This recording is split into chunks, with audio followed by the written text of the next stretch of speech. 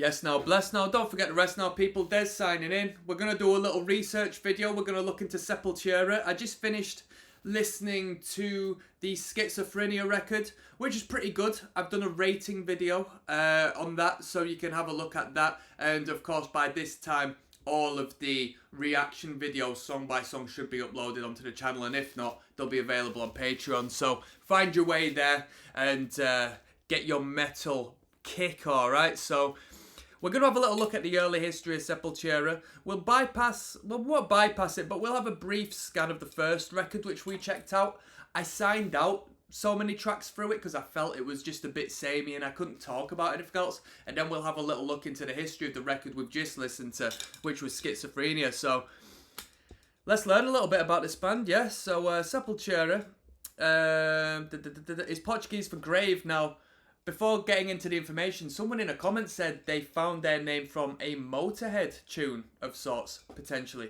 It's a Brazilian heavy metal band from Belo Horizonte. It's the 6th largest city in Brazil with a population of 2.7 million. I know nothing about Brazil. I'd love to visit Brazil. Women are beautiful in Brazil. Formed in '84 by brothers Max and Igor Cavalera. I'm sure I'm going to learn a lot more about these two as we continue the journey. Max is a Brazilian musician, founded blah-de-blah, and he also plays in Soulfly. Interesting. And as for Igor, he's a Brazilian, he's the drummer, and he is the last original member of Sepultura. The band was a major force in the groove metal, thrash metal, and death metal genres during the late 80s and early 90s, with their later experiments drawing influence from alt metal, world music, nu metal, hardcore punk, and industrial. Yeah, you know what? I'm not confused with hardcore punk because that record KSAD has got some mosh riffs, right? I'm looking forward to getting onto that. Sepultura has also been credited as one of the second wave of thrash metal acts from the late 80s to early mid-90s. Band has had several lineup changes through its 39-year career, with Max and Igor departing in 96 and 2006. It's not the band then, is it? If them two have gone, it's not the band. Members, we've got Paulo Jr., Andreas Kisser, Derek Green, and Eloy Casagrande. It's just not the same, is it? If you've not got them brothers in. And I'm speaking without knowing much about the band. I know them names. I've seen them names forever on like Metal Hammer magazines and music magazines and stuff. Metal. The band has had several, guitarist Andreas Kisser, Paulo Jr. and drummer Eloy, who replaced Igor's successor Gene Dolabella in 2011. Since Igor Cavalera's departure in 2006, there have been no original members left in the band. What's the point? What's the point? What is the point? You know, this band at the moment is kind of serving a purpose of generating revenue for the songwriters who once were in the band, given that they copyrighted their music appropriately, which I'm sure they did. Although Paulo Jr. joined Sepultura shortly after its formation and is the longest serving member, he did not play on any of the band's studio album until KSAD. Kisser, who replaced one-time guitarist Jero Guedes, has appeared on all of Sepultura's albums since their second full-length Schizophrenia. He also recorded bass guitar until KSAD. Sepultura has released 15 albums to date, studio albums, latest being Quadra in 2020. The most successful records are Beneath the Remains, which is the third record, which we're going to get onto next, Arise in 91, KSAD in 93, and Roots in 96. Sepultura has sold over 3 million units in the US and almost 20 million worldwide, gaining multiple gold and platinum records around the globe, including in countries as diverse as France, Australia, Indonesia, US, Cyprus, and their native Brazil. Cyprus? You don't hear that often, do you? You don't hear that often. Beneath the Remains is going to be good to listen because when I was in high school, a friend put me onto Beneath the Remains. I don't remember any of it now, but I know it had a great atmosphere to it. I know that much. A lot of people say it's the best record. Depends what you're into, I suppose. So, let's have a look at the formation and that debut record. Let's see what it's saying.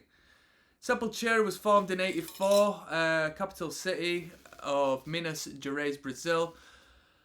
Okay, come on, let's get to the point. The impoverished sons of Vania, a model, and Graciliano, a well-to-do Italian diplomat whose fatal heart attack left his family in financial ruin. What?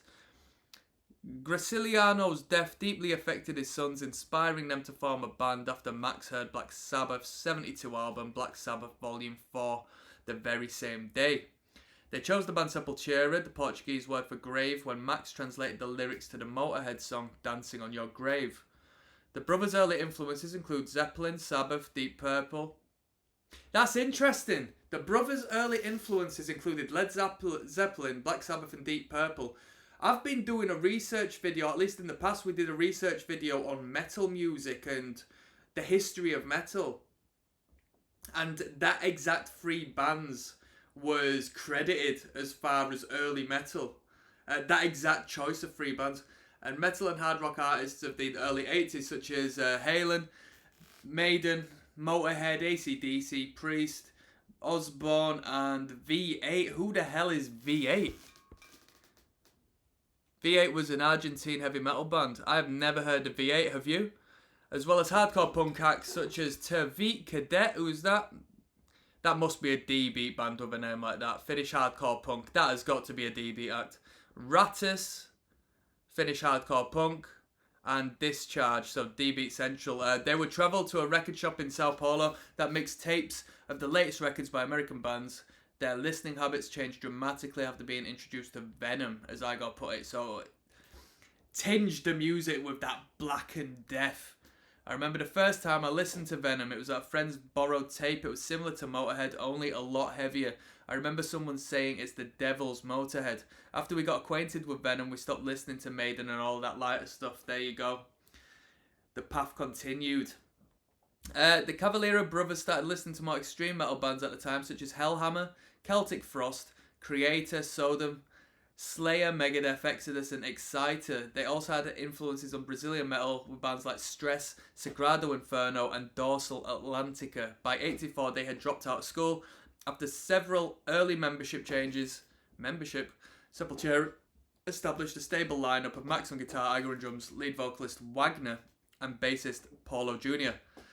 Wagner departed in 1985 after the disagreements with the band and moved on to become the leader of the pioneering Brazilian black metal band Sarcófago, if that's how you pronounce it. After his departure, Max took over the vocal duties. Jero was invited to the band as the lead guitarist. After a year performing, Sepultura signed to Cogumelo Records in 1985. Later that year, they released Bestial Devastation, shared EP with fellow Brazilian band Overdose. What? They released a shared EP with Brazilian band Overdose? It was recorded and self-produced in 2 days.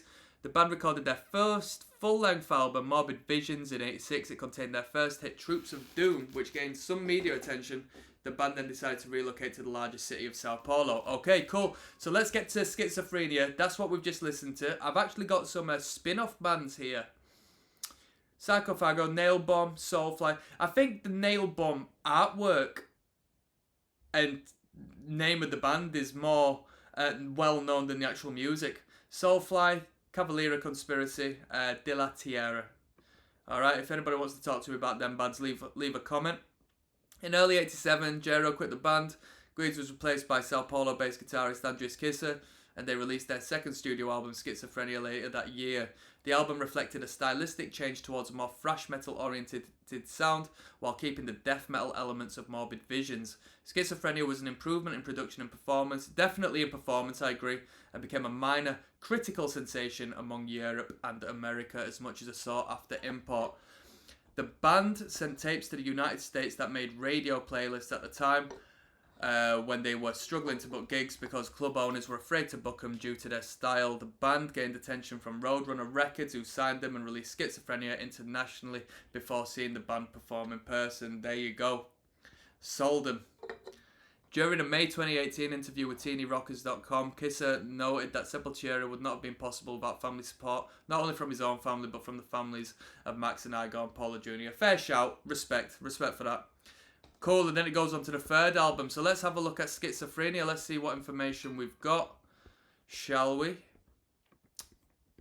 Not too much info, but a little something to talk about.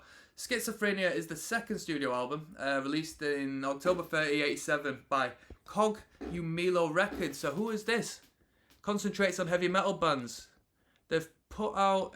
Let's see if there's anyone I know. If you know any of these bands, if you know any, let me know. Mutilator rings a bell, but I can't be too sure.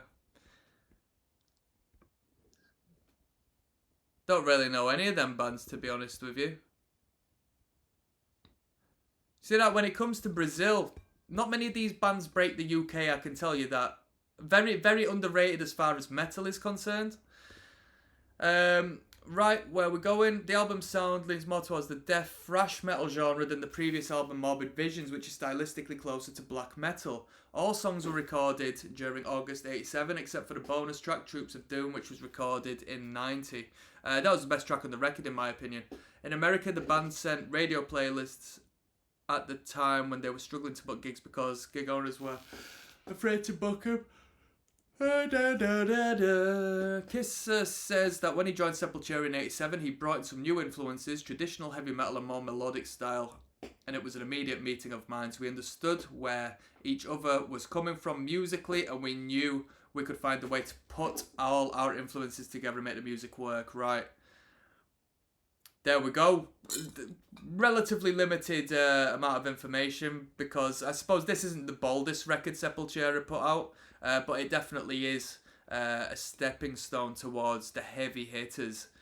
One of them coming up next, which I'm looking forward to delve into. Yeah, so that's about it. I'm going to sign out, people. So if you've got any food for thought or any rebuttals or anything to discuss in regards to the information we've just delved into, if you've learned anything, let me know. Peace, one love.